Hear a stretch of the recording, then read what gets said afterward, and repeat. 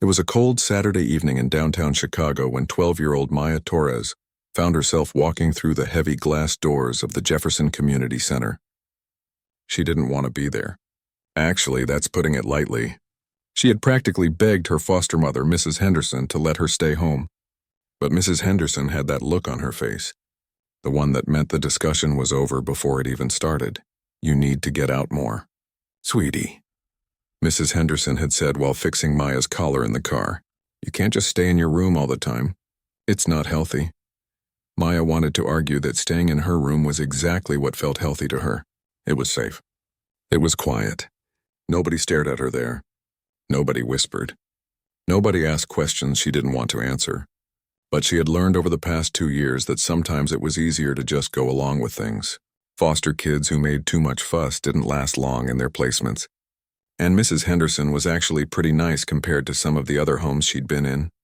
So here she was, walking through this fancy building with its shiny floors and high ceilings, feeling completely out of place.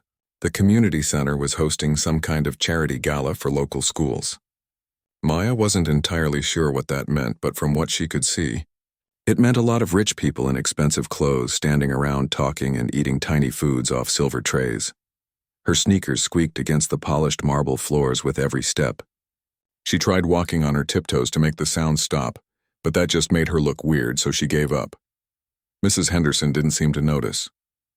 She was too busy waving at people she knew, her face bright with that social smile adults put on at these kinds of events. The main hall was enormous. Maya had never seen anything like it outside of movies. Crystal chandeliers hung from the ceiling, throwing little rainbows of light across the walls. Round tables covered in white cloths filled the space, each one decorated with fancy flower arrangements and candles. People stood in clusters, holding wine glasses and laughing at jokes Maya couldn't hear.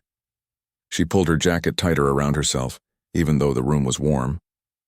The jacket was old, a donation from the church, but it was hers and it made her feel a little less exposed. Her dress was from a thrift store, and while Mrs. Henderson had said it looked lovely, Maya knew it wasn't the same quality as what the other girls here were wearing. Their dresses probably came from real stores at the mall, with price tags that didn't have multiple zeros crossed out. In the corner, a string quartet played something classical and smooth. Maya didn't know the name of the piece, but it was pretty in a distant sort of way. The kind of music that sounded expensive. Everything here felt expensive. Even the air seemed different, like it cost money just to breathe it. Mrs. Henderson stopped to talk to another woman, someone she knew from the foster parent support group. Maya stood slightly behind her, trying to look interested but mostly just wanting to disappear. She watched the other kids in the room. They all seemed so comfortable, so confident. They knew how to hold their plates while talking. They knew when to laugh. They belonged here in a way Maya never had belonged anywhere. That's when she saw it. Center stage, under a spotlight that made it glow like something from a dream, sat a grand piano. It was huge, much bigger than the upright piano she vaguely remembered from when she was little. The surface was so black and shiny that it reflected everything around it like a dark mirror. The lid was propped open, showing the strings inside, and even from this distance, Maya could see the ivory keys gleaming. Something stirred in her chest. It was a feeling she hadn't experienced in a long time, maybe years. It wasn't quite happiness, but it was close. More like recognition. Like seeing an old friend you'd forgotten you had. She tried to look away, to focus on what Mrs. Henderson was saying to her friend, but her eyes kept drifting back to the piano. It sat there like it was waiting for something. Or someone. The feeling in her chest grew stronger.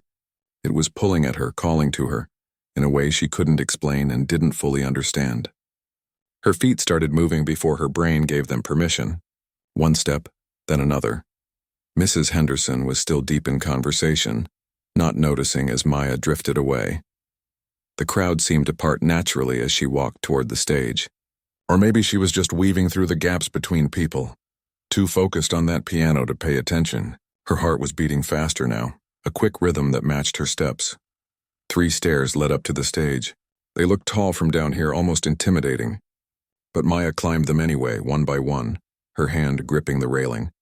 When she reached the top, she was standing just a few feet from the piano. Up close, it was even more beautiful. The wood was perfect, not a scratch or mark anywhere. The keys looked untouched, pristine. Maya's hand lifted without her telling it to, reaching out toward those keys. Her fingers were trembling slightly as they hovered over the smooth ivory surface. Just before she made contact, she heard it. Laughter. Not the pleasant kind that comes from joy, but the sharp kind that cuts. The kind meant to hurt. "Hey, look at that," a boy's voice said from somewhere behind her. "Does she even know what a piano is?" Maya's hand froze in midair. Her whole body went rigid. She wanted to run, to get off this stage and out of this building and back to the safety of her room where nobody could see her or judge her or laugh at her. But she couldn't move. Her hand was still there, hanging in the air above the keys, and the piano was still calling to her, and somewhere deep inside, something was telling her that this moment mattered in a way she didn't understand yet. The laughter got louder, and Maya felt her cheeks start to burn with shame. But still she couldn't move. Not forward, not backward. Just frozen there, caught between running away and touching those keys while strangers watched and laughed and judged. The laughter came from 3 teenage boys standing near the stage. They looked about 16 or 17, all wearing matching blazers with some kind of school crest on the pocket, the kind of boys who had probably never worried about where their next meal was coming from or whether they'd have to change schools again next month. "Maybe she thinks it's a really fancy table," another one said, and his friends cracked up like it was the funniest thing they'd ever heard. Maya's face felt like it was on fire. She could feel eyes turning toward her from all over the room. The comfortable chatter was dying down as people noticed the commotion. Some were curious, some looked annoyed, and some just looked at her with that expression she knew too well. That look that said, "Poor thing," but didn't actually care enough to do anything about it. Still, her hand wouldn't lower. It was like her body was split into 2 parts. One part wanted to run away and hide forever. But the other part, the part that was controlling her hand right now, wanted to touch those keys more than it wanted to breathe. The piano sat there in front of her, so close she could smell the polish on its wood. The keys seemed to glow under the stage lights. White and black, arranged in that pattern she somehow knew by heart even though she couldn't remember learning it. It was like the piano was speaking to her in a language only she could understand, telling her that it was okay, that she belonged here just as much as anyone else in this fancy room. "Oh man, this is perfect," the third boy said, pulling out his phone.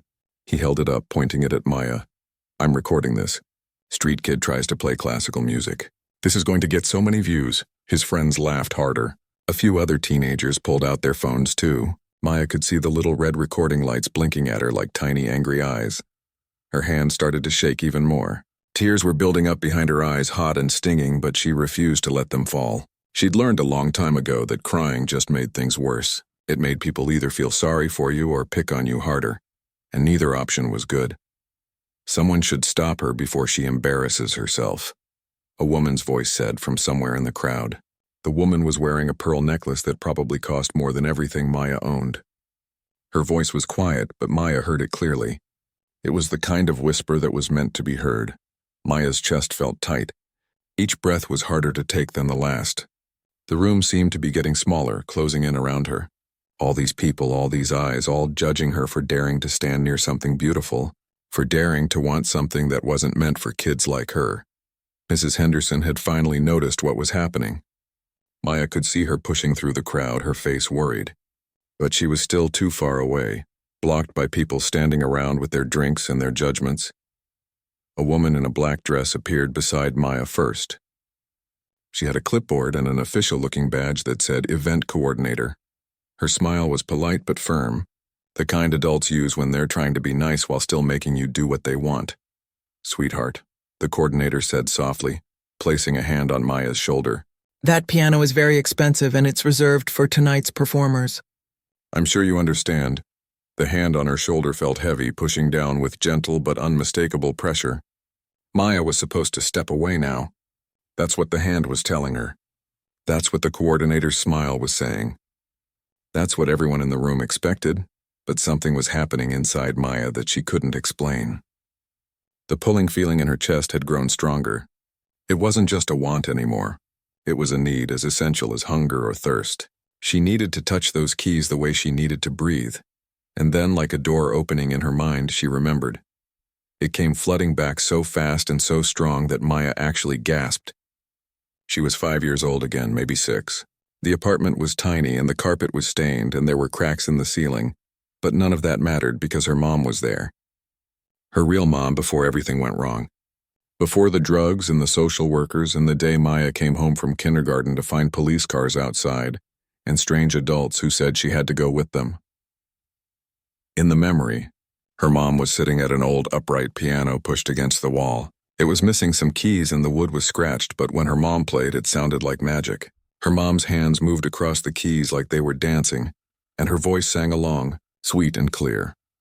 Maya was sitting beside her on the bench watching those hands, trying to understand how fingers could create something so beautiful, and her mom had looked down at her with eyes that were clear and bright, before the addiction had clouded them, and said something Maya had completely forgotten until this very moment. Music doesn't care where you come from, mija. It only cares what you carry in your heart. The memory was so vivid, so real that Maya could smell her mom's shampoo and feel the warmth of sitting close to her on that bench. She remembered other things too, now that the door had opened. Hours spent sitting at that piano, her mom teaching her, her small fingers struggling to reach the keys. The joy on her mom's face when Maya finally played a simple tune all by herself. The way music had connected them in a way nothing else could. It had been 7 years since she'd seen her mom. 7 years since she'd touched a piano. The memories had been buried so deep that Maya had almost convinced herself they weren't real. That maybe she'd imagined that brief time when she'd been happy and loved and part of something. But standing here now, with this beautiful piano in front of her and all these people watching, the memories came back with such force that they pushed away the fear. The embarrassment was still there and the shame and the awareness that she didn't belong. But underneath all that was something stronger. Maya felt her spine straighten. She lifted her chin and looked directly at the boys who were still recording her, still waiting for her to fail so they could laugh some more. Then she looked at the coordinator with her hand still on her shoulder and her polite smile that didn't reach her eyes. "I know what I'm doing," Maya said. Her voice was quiet but steady, surprising even herself with how calm it sounded. The coordinator's smile faltered.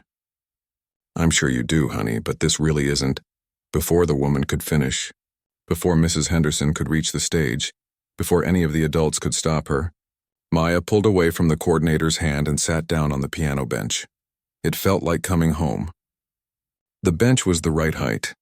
The distance to the keys was perfect. Her feet didn't quite reach the pedals, but that was okay. She placed her hands over the keys, feeling the cool smoothness of the ivory under her fingertips. The room had gone completely silent. Even the boys had stopped laughing.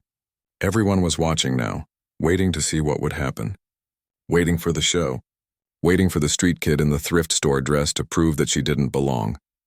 Maya closed her eyes, took one deep breath, and let her fingers remember what her mind had forgotten. For a long moment, nothing happened. Maya sat perfectly still at the piano, her hands positioned over the keys but not touching them yet. The silence in the room was so complete that she could hear someone cough in the back, hear the rustle of fabric as people shifted their weight, hear her own heartbeat pounding in her ears. The teenage boys were still holding up their phones, probably thinking they were about to capture the most embarrassing moment of some random kid's life. The coordinator was standing frozen beside the stage, one hand half raised like she was still deciding whether to pull Maya away. Mrs. Henderson had made it to the front of the crowd, her face a mixture of worry and confusion. People were whispering to each other behind their hands. Maya blocked it all out. In this moment, it was just her and the piano and the memories flooding through her mind. She could see her mom's hands on the keys, could hear her voice explaining how to find the right notes, could feel the joy that music had brought to their little apartment that smelled like rice and beans cooking on the stove. Then her fingers found their places, and she began to play. The first notes of Beethoven's Moonlight Sonata flowed out into the silent room like water finding its path. Soft, deliberate, each note perfect and clear. The sound was even more beautiful than Maya had imagined, richer and fuller than the old upright piano from her childhood. The effect on the crowd was immediate. The whispers stopped. The shuffling stopped. Even the boys lowered their phones slightly, their smirks starting to fade. Maya's eyes closed as her fingers moved across the keyboard. She wasn't thinking about what she was playing. Her hands simply knew what to do, like they'd been waiting for this moment for 7 years. The muscle memory was still there, buried under layers of time and trauma and trying to forget but not gone. Never gone. The opening movement of the sonata was gentle but haunting, each note spaced out with deliberate precision.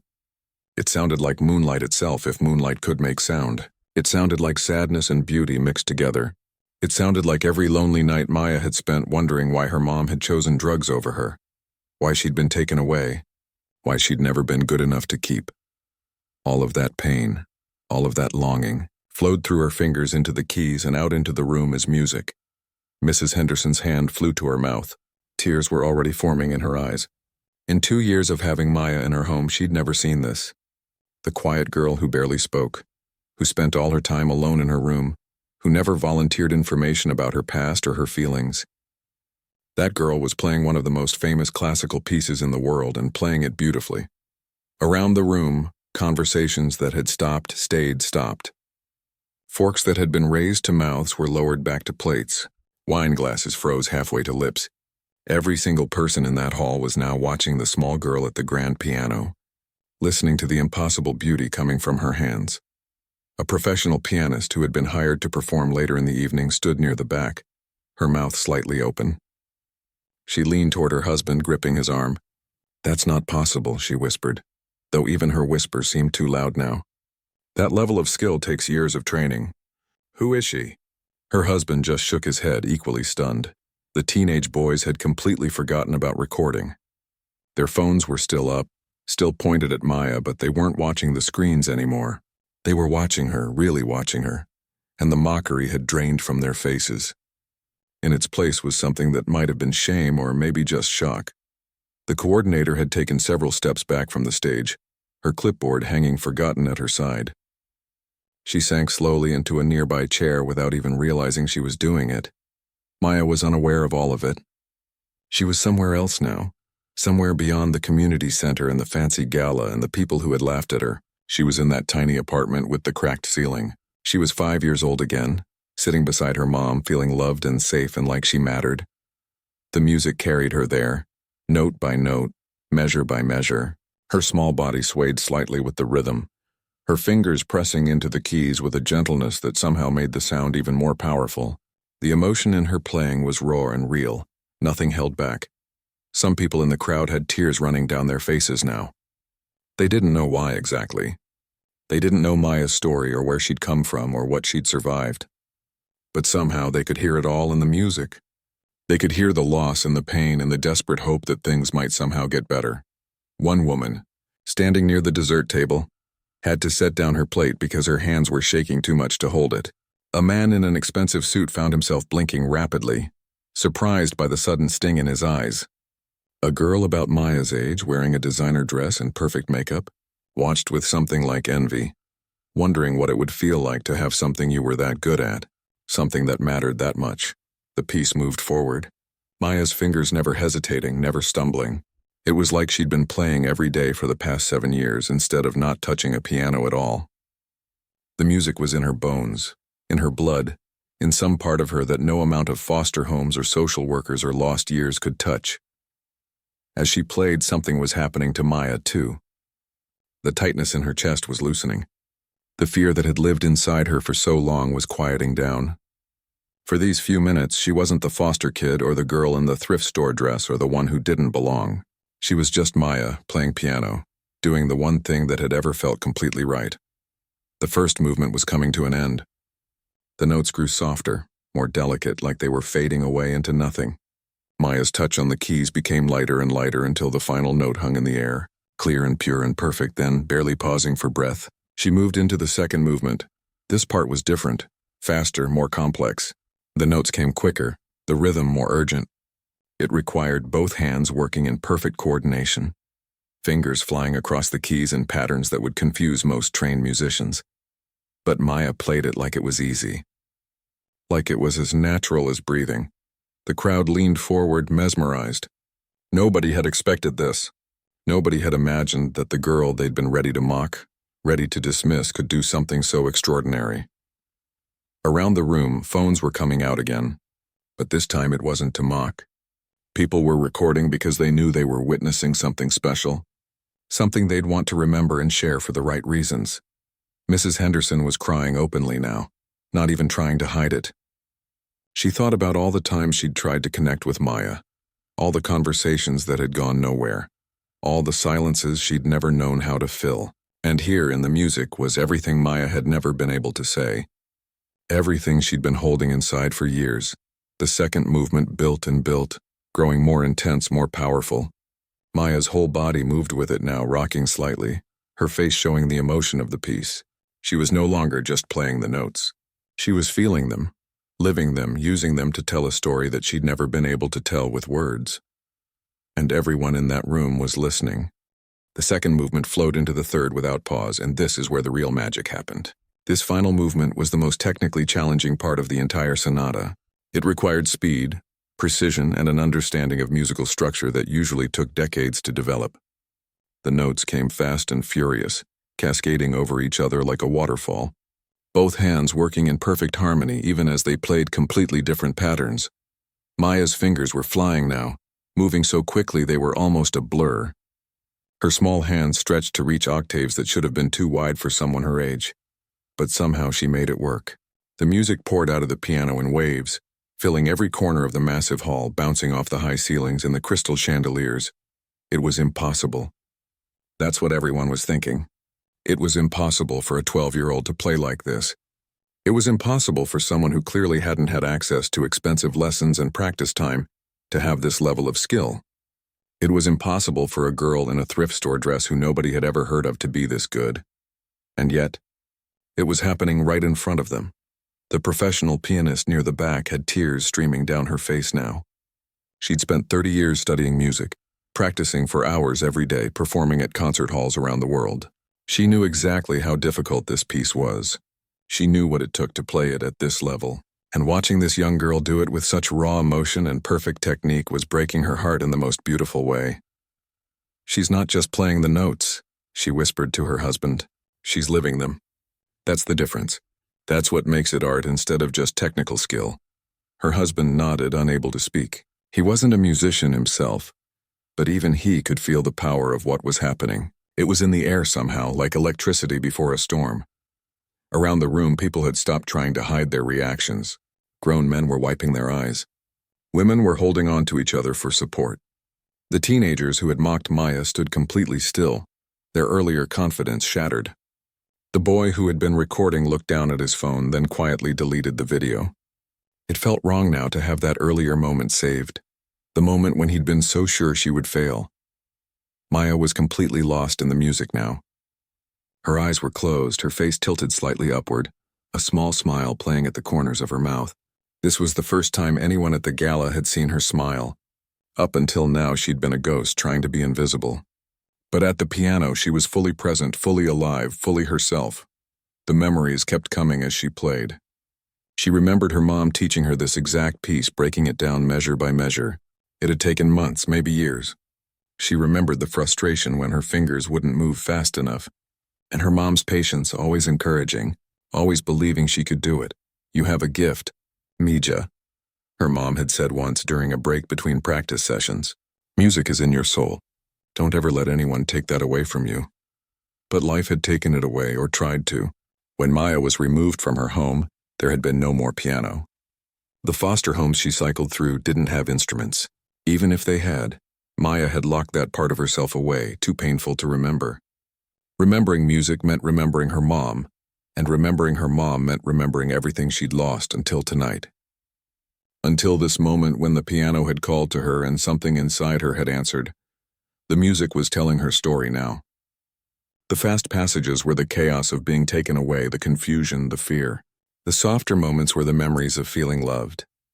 The building intensity was all the anger and sadness she'd kept bottled up for 7 years. And underneath it all was hope, fragile but persistent, that maybe things could be different. Mrs. Henderson watched through her tears and finally understood. This was why Maya had been so quiet, so withdrawn. She'd been carrying all of this inside her with no way to let it out. Words weren't enough. They'd never been enough. But this was a language that could hold everything Maya felt. A reporter who had been covering the charity event for the local news section had started filming on her professional camera. She knew she'd stumbled onto something significant. This wasn't just a human interest story. This was something that people needed to see. a reminder that talent and beauty could come from the most unexpected places. The event coordinator sat motionless in her chair, the guilt hitting her in waves. She'd almost stopped this. She'd almost pulled Maya away from the piano because of rules and procedures, and the assumption that this child couldn't possibly belong on that stage. What if Maya had listened? What if she'd walked away? The world would never have known what it was missing. The piece was reaching its climax now, the notes coming faster and harder, Maya's hands pounding the keys with an intensity that made the piano seem to vibrate. But even in the loudest moments, every note was clear, every phrase perfectly shaped. This wasn't just technical mastery. This was something beyond that. An older man standing near the front row leaned over to his wife. "I've been coming to classical concerts for 40 years, he said quietly. "I've heard this piece performed by some of the greatest pianists in the world. But I've never heard it played like this, never." His wife nodded, too moved to speak. The music built higher and higher, each phrase more powerful than the last. Maya's whole body was engaged now, leaning into the keys, pulling back, swaying with the rhythm. She was no longer separate from the piano.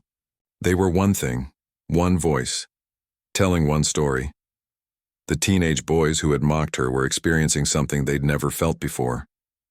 It was humility, real humility, the kind that comes from realizing you've completely misjudged someone. They'd looked at Maya and seen only the surface. The worn clothes and the uncertain posture and the fact that she didn't fit their idea of what someone talented should look like. They'd never considered that she might be carrying something extraordinary inside. They'd never imagined that the quiet girl they'd laughed at could do something they would never be able to do, no matter how expensive their schools or how many advantages they'd been given. The third boy, the one who had made the comment about getting views, felt sick to his stomach. His phone was back in his pocket now, the recording stopped. He would delete it later, feeling ashamed every time he remembered this moment.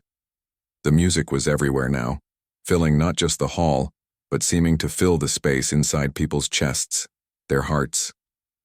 It was the kind of performance that changes something in you, that makes you see the world a little differently afterward. Maya played on, her fingers never faltering, her focus absolute.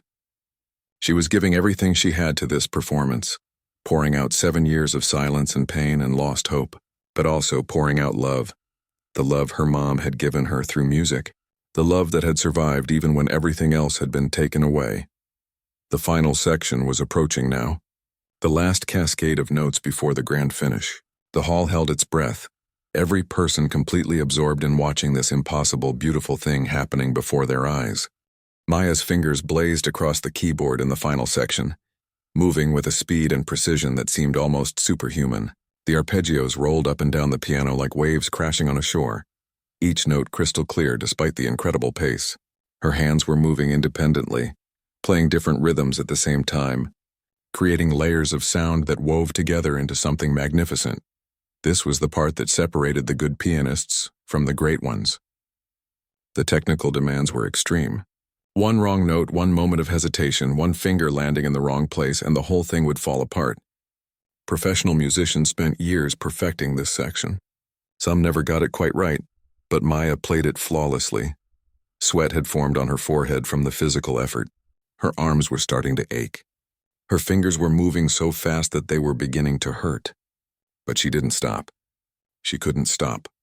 The music had taken over completely, and all she could do was follow where it led. The emotional intensity of the performance had reached a peak that was almost unbearable. People in the audience felt like they were witnessing something sacred, something private that they shouldn't be allowed to see. It was too raw, too honest, too real. Maya wasn't performing for them. She was performing for herself, for her mom, for the little girl she used to be and the life she used to have. Every note was a memory. Every phrase was a feeling she'd never been able to express. The running passages were the desperate wish to go back in time. The crashing chords were the anger at being abandoned. The delicate moments were the fragile hope that maybe, somehow, she could find her way back to the person she was before everything fell apart. Mrs. Henderson was sobbing now, not caring who saw or what they thought. She was watching a part of Maya that she'd never known existed. All this time, she'd been trying so hard to reach this quiet, withdrawn child, not understanding that Maya had been speaking a language Mrs. Henderson didn't know how to hear. But she heard it now, She heard it loud and clear in every note that filled the hall. The professional pianist had given up trying to maintain her composure. She was crying openly, her mascara running down her face. Her husband had his arm around her shoulders, and he was crying too. All around them, people were having the same experience. The music had broken through every wall, every defense, every pretense. An elderly woman near the back, who had come to the gala out of obligation rather than interest, found herself thinking about her own daughter. They'd been estranged for years, some argument she couldn't even remember the details of anymore. Pride had kept them apart, and now her daughter lived across the country and they barely spoke. But listening to this child play, feeling the emotion pouring out of her, the old woman suddenly understood how stupid pride was, how meaningless, how it couldn't compare to the importance of love and connection. She pulled out her phone, hands shaking, and typed a message she'd been too stubborn to write for 5 years. "I'm sorry. Can we talk?" That's what Maya's music was doing. It wasn't just beautiful sound. It was truth, pure and unfiltered. And it was making everyone in that room confront their own truths, their own losses, their own regrets. The teenage boys stood frozen, experiencing something that would change them forever. They would never be able to make fun of someone again without remembering this moment, without wondering what hidden depths that person might have. They would carry the shame of their mockery for years, but also the gift of learning this lesson while they were still young enough for it to shape who they became. The boy who had called Maya a street kid felt something crack open inside his chest. He'd been raised with every advantage, every opportunity, but he'd never created anything beautiful in his life. He'd never felt passion for anything the way this girl clearly felt about music. His expensive education suddenly felt hollow, meaningless. What was the point of privilege if it made you cruel? What was the value of opportunity if you never did anything meaningful with it? The music was building toward its final statement now. The notes came even faster, a torrential downpour of sound that seemed impossible for human hands to create. Maya's fingers were a blur, her whole body rocking with the intensity of the performance. She looked small on that bench, her feet barely reaching the pedals, but the sound she was creating was massive, filling every inch of the enormous hall. The piece was telling its final chapter now. After all the chaos and the sadness and the anger, there was resolution. Not a happy ending exactly, but acceptance. Understanding. The music seemed to be saying that pain is part of life, that loss shapes us, but that beauty can still exist alongside suffering. That hope can survive even in the darkest places. Maya felt it all flowing through her. She wasn't just playing Beethoven's notes anymore. She was playing her own story, using his composition as a framework to express everything she'd never been able to say out loud. This was her voice, finally unleashed after years of silence. The reporter filming had tears streaming down her face, but she kept the camera steady. She knew this footage would go viral, that millions of people would watch it and be moved by it. But in this moment, that didn't matter. What mattered was bearing witness to something real and true and completely extraordinary. Several people in the crowd had pulled out their phones to record, but unlike earlier, this wasn't about getting clicks or views. They wanted to capture this moment because they knew they'd never experience anything quite like it again. They wanted proof that it had happened, that they'd been here, that they'd witnessed this impossible thing. An assistant from the Chicago Conservatory of Music stood near the door, her hand over her heart. She'd been dragged to this event by her boss, annoyed at having to give up her Saturday evening. Now she was already mentally preparing the paperwork for a full scholarship. Whatever it took, they needed this girl at their school. The music world needed this girl. The final measures were approaching. Maya's hands moved through the last complex passages with unwavering confidence. Every note was exactly where it should be, exactly the right volume, exactly the right duration. It was perfection, but perfection with soul, with humanity, with a depth of feeling that technique alone could never create. The last phrase began. These were the notes that would end the piece, the final statement after everything that had come before. Maya's hands rose and fell across the keys, the sound building to one last powerful climax, and then she struck the final chord. It was loud and decisive and absolutely certain, a declaration that she was here, that she existed, that she mattered. The sound rang out through the hall, bouncing off the walls, the ceiling, hanging in the air like a question that demanded an answer. Maya's hands lifted from the keys. She held them there for a moment, suspended above the piano. As the last note slowly faded into silence, her eyes were still closed, her chest rising and falling with deep breaths, her whole body trembling slightly from the physical and emotional exertion. The note faded away completely. The silence that followed was absolute. Not a single person moved or spoke or even seemed to breathe. The moment stretched out, suspended in time, as if everyone was afraid that any sound would break the spell of what they'd just experienced. Maya's eyes slowly opened. She blinked as if waking from a dream. Her hands lowered to her lap. She looked out at the crowd for the first time since she'd started playing, and suddenly remembered where she was, who was watching, what had just happened. The fear tried to come rushing back, but before it could take hold, before she could start worrying about what people were thinking or whether she'd done something wrong, the silence broke. One person started clapping. Then another. Then another. And then the entire room exploded into applause. The applause didn't just start. It erupted. It exploded through the hall like thunder. So sudden and so loud that Maya actually jumped on the piano bench. The sound hit her like a physical force, wave after wave of clapping that seemed to shake the air itself. People weren't just clapping politely like they had for the string quartet earlier. They were clapping with everything they had, their hands coming together so hard it must have hurt. And they weren't sitting down anymore. All around the room, people were rising to their feet, standing up at their tables, moving closer to the stage. A standing ovation. Maya didn't fully understand what that meant, but she could see what it looked like. Every single person in that hall was on their feet applauding, and many of them were shouting too. "Brava!" someone yelled from the back. It was the professional pianist, her voice carrying over the applause. "Brava!" Others picked up the word, shouting it again and again. Maya had heard that word in movies but never directed at her. It felt surreal, like she was watching this happen to someone else. The coordinator who had tried to stop her from playing was clapping too, tears streaming down her face. She was shaking her head in disbelief, mouthing, "I'm sorry," over and over, even though Maya couldn't hear her over the noise. And then Mrs. Henderson was there, rushing up the steps to the stage. She moved faster than Maya had ever seen her move, her dress billowing behind her, her face streaked with tears and mascara. She reached Maya and pulled her off the bench into a fierce hug, holding her so tight that Maya could barely breathe. "Why didn't you tell me?"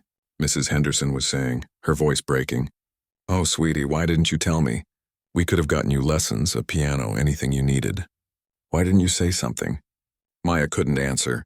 Her throat was too tight, her own tears finally coming now that the performance was over. She buried her face in Mrs. Henderson's shoulder and let herself be held. Something she'd been too afraid to do in the 2 years she'd lived in her foster home. Letting people close meant they could hurt you when they left.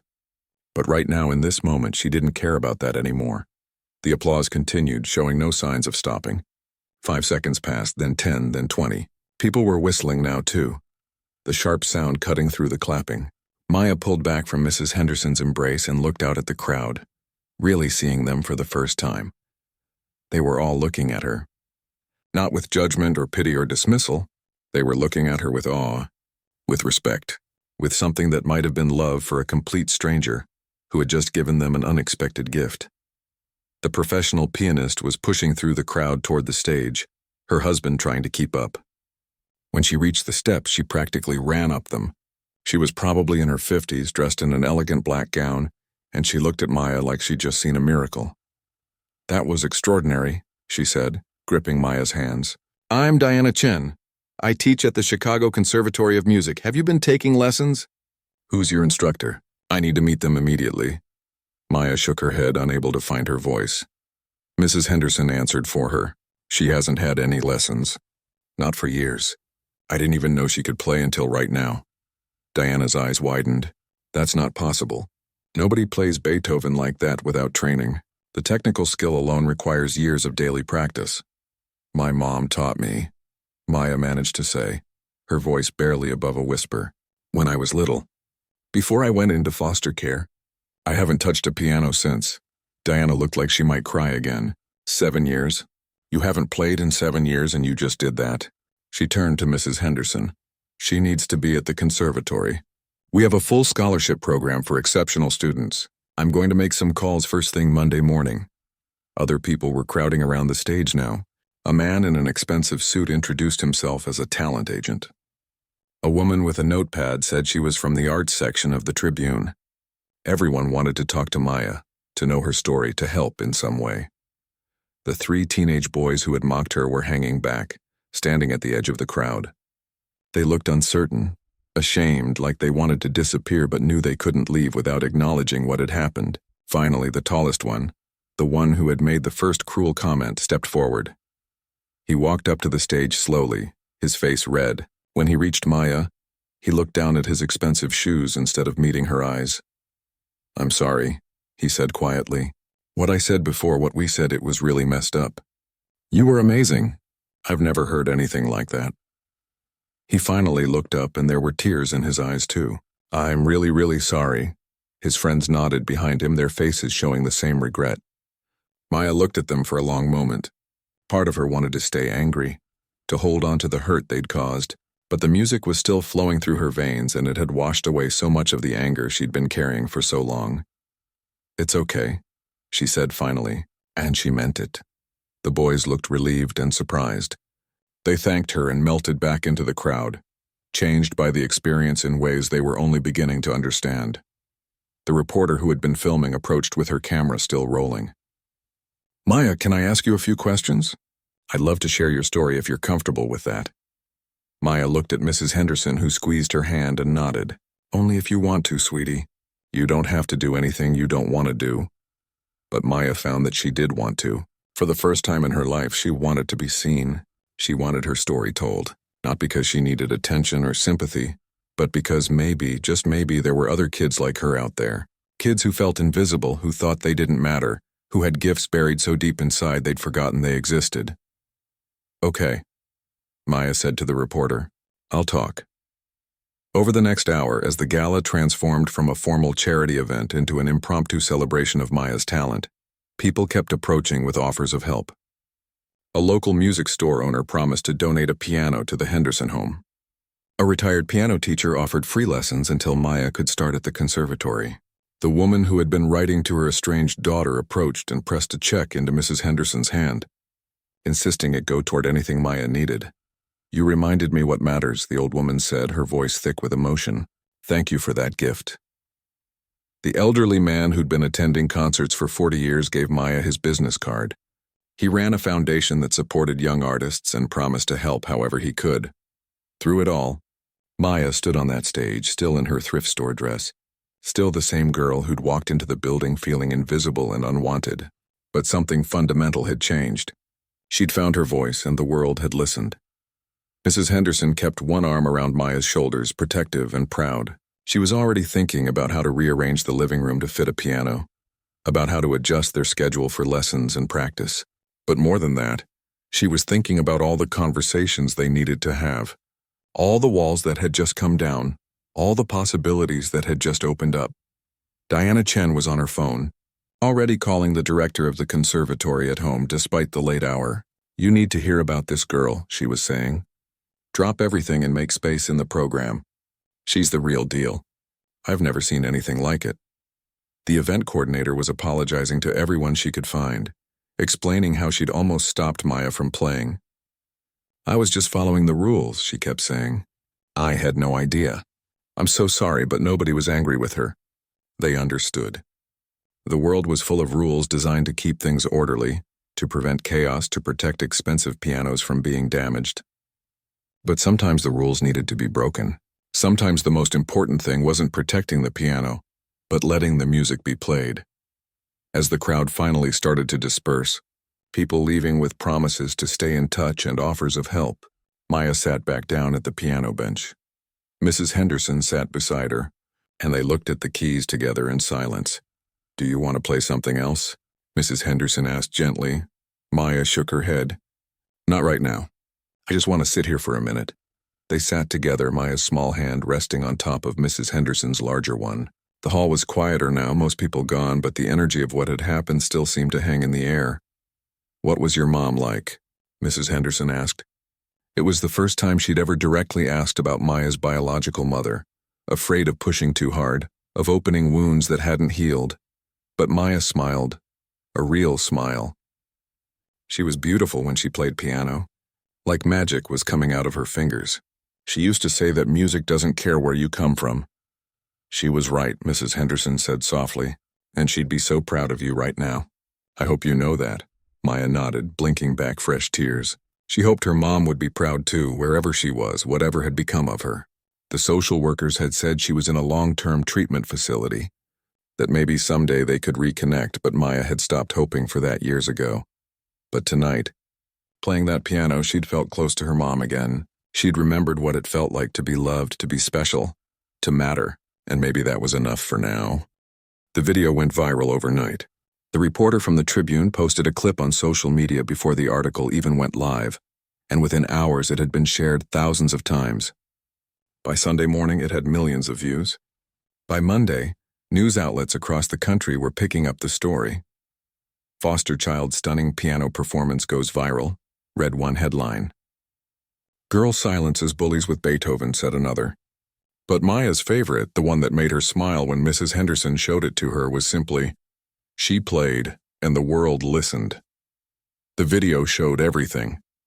Maya's hesitation at the piano, the boys mocking her determination to play anyway, and then those first perfect notes that silenced the entire room. But what made people share it wasn't just the beautiful music.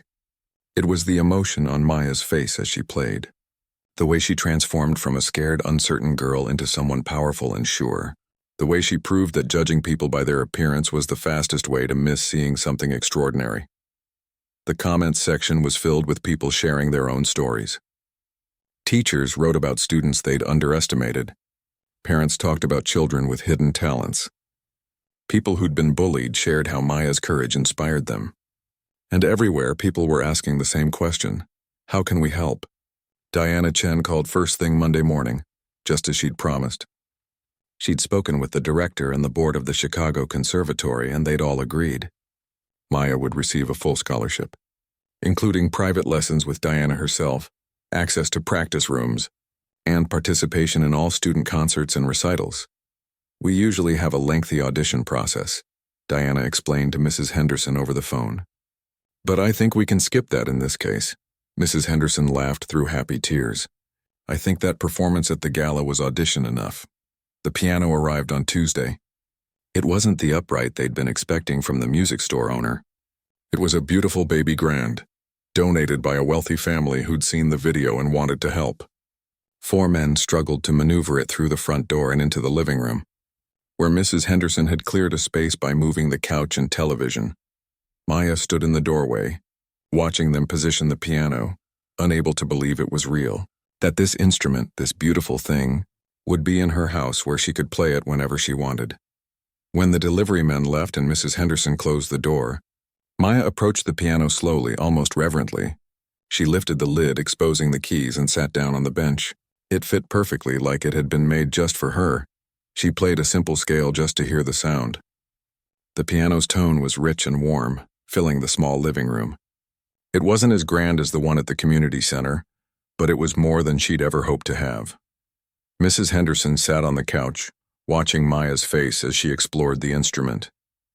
She'd already made so many calls that day, to the school, to explain that Maya would need to leave early twice a week for lessons at the conservatory, to her own boss to adjust her work schedule so she could drive Maya to and from the city, to the social worker assigned to Maya's case to update her file with this new information. Everything's changing so fast, Mrs. Henderson said softly. How are you feeling about all of this? Maya's hands stilled on the keys. Scared, she admitted. What if I'm not as good as they think? What if Saturday was just luck? It wasn't luck, sweetie. That was years of skill that never went away, even when you couldn't use it. Mrs. Henderson got up and joined Maya at the piano bench. You know what I keep thinking about? All those nights when I thought you were just sitting in your room doing nothing. But you were remembering, weren't you? You were going over the music in your mind. Maya nodded. She had been doing that, though she hadn't realized it consciously. Lying in bed, her fingers would move slightly, playing invisible keys, working through pieces her mom had taught her. She'd thought she was just remembering. She hadn't known she was practicing. School became different after the video went viral. Maya walked into class on Monday to find that everyone had seen it. The kids who'd never noticed her before suddenly wanted to be her friend. The teachers looked at her with new respect. The principal called her to the office, not because she was in trouble, but to congratulate her and talk about the school performing arts program.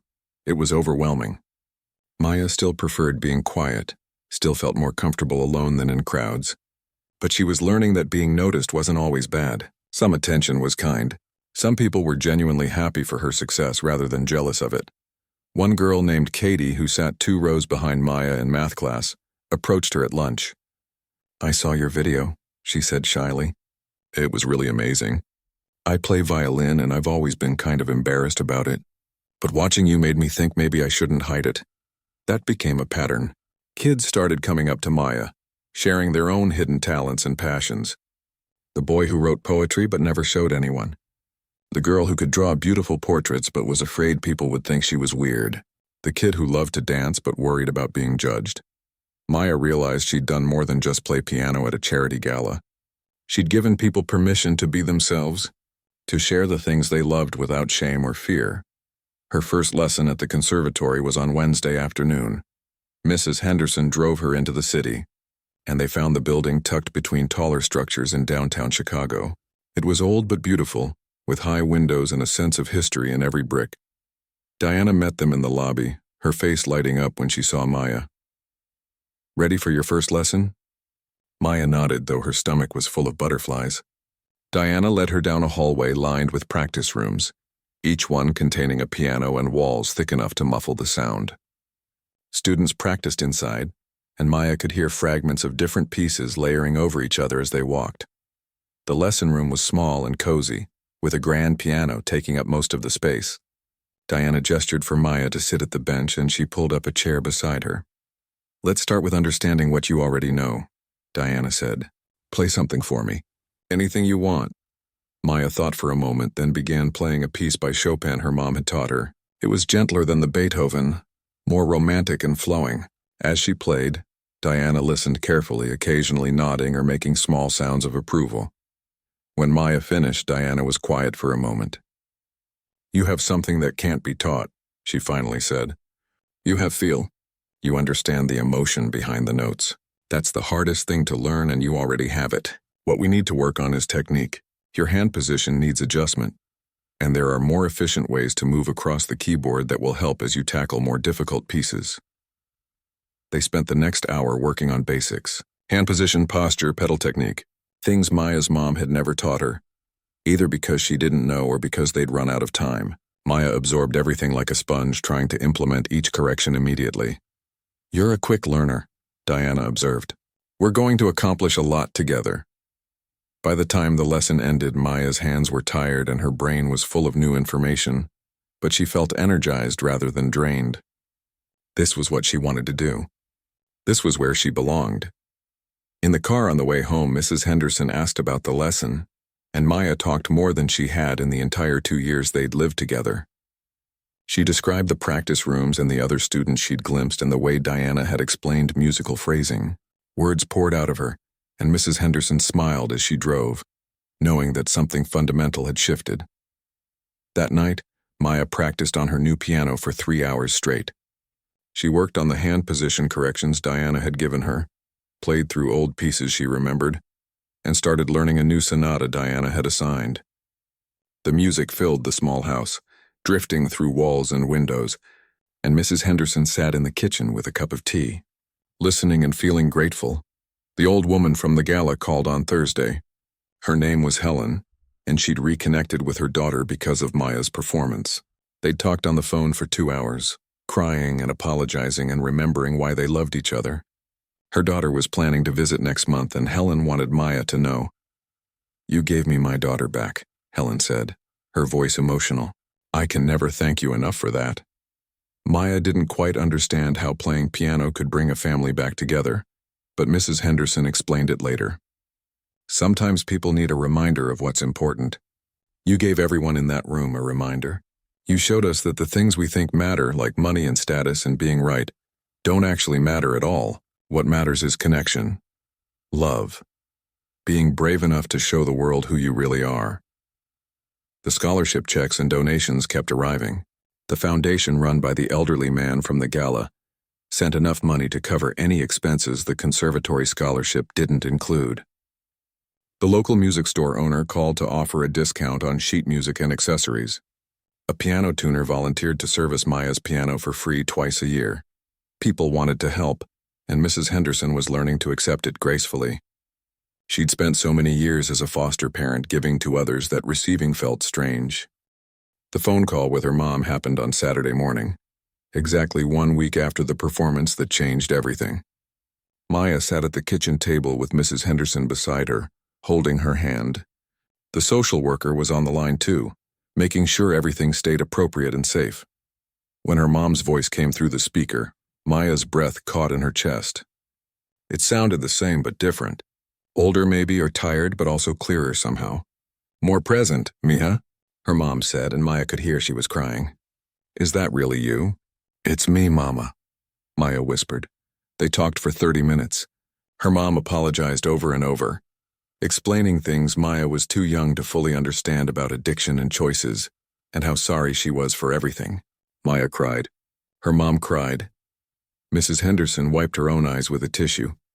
But then her mom's voice changed, getting stronger. "I saw your video, Mija. The whole thing. I must have watched it 50 times. You were so beautiful up there. So brave, and you remembered. You remembered what I taught you. I never forgot, Mama. I tried to. But I couldn't." "Music doesn't care where you come from," her mom said softly, repeating the words she'd said so many years ago. "It only cares what you carry in your heart. And you carry so much, baby. You always did." They talked about the conservatory and the lessons and the piano in Mrs. Henderson's living room. Her mom wanted to know everything, ask questions like she was trying to memorize every detail of Maya's life. The social worker had to eventually interrupt to say time was up, but she promised they could talk again next week if everyone agreed. "I love you, Mija," her mom said before they hung up. "I'm going to get better. I'm going to be the mom you deserve. I love you too, Mama." After the call ended, Maya sat quietly for a long time. Mrs. Henderson didn't push her to talk, just stayed close, offering silent support. Finally, Maya looked up. "I don't know if she'll really get better," she said honestly. The social worker said most people relapse. That I shouldn't get my hopes up too high. "That's true," Mrs. Henderson agreed. "But it's also true that some people do get better. Some people do change. We don't know which kind of story this will be yet." "I'm scared to hope," Maya admitted. "I know, sweetie. Hope is scary. But you know what? You hoped enough to sit down at that piano last week. You hoped enough to play when everyone was laughing at you. You're braver than you think." Maya nodded slowly. "Can I play now?" "Of course." She moved to the piano and started playing, but this time it was different. The music wasn't full of pain and loss. It was full of possibility. It was full of maybe. Maybe her mom would stay sober. Maybe Maya could have a real family again. Maybe all the broken pieces could find a way to fit back together into something new. Or maybe not. Maybe her mom would relapse and disappoint her again. Maybe Maya would stay in foster care until she aged out. Maybe life would stay hard and complicated and messy. But either way, she had music. She had this piano and these lessons and this gift that nobody could take away from her. She had Mrs. Henderson, who'd shown up to a gala expecting a boring evening and ended up becoming the kind of mother figure Maya had needed. She had Diana and the conservatory and a future that looked brighter than anything she'd imagined a week ago. The next few months passed in a blur of lessons and practice and performances. Diana entered Maya into a young musicians competition, and she won first place. A local television station did a follow-up story on her, showing how her life had changed since the viral video.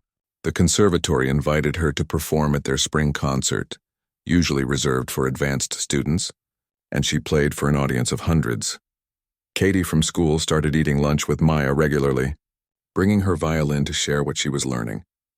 Other kids joined them, creating an informal music group that practiced together and supported each other. Maya was still quiet, still preferred solitude sometimes, but she was learning that community could be good too. That being part of something didn't mean losing yourself. She talked to her mom every week. Some calls were good, full of hope and plans for the future. Some calls were hard when her mom was struggling and Maya could hear the exhaustion in her voice. But she kept showing up, kept trying, and that meant something. Mrs. Henderson officially started adoption proceedings in March. The social worker had suggested it gently, asking if Maya would want to make the placement permanent. Maya had looked at Mrs. Henderson, who'd been nervously waiting for an answer, and nodded.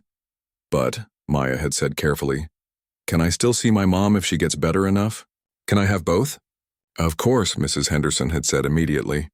"Love isn't a limited resource, sweetie. There's room for all of us."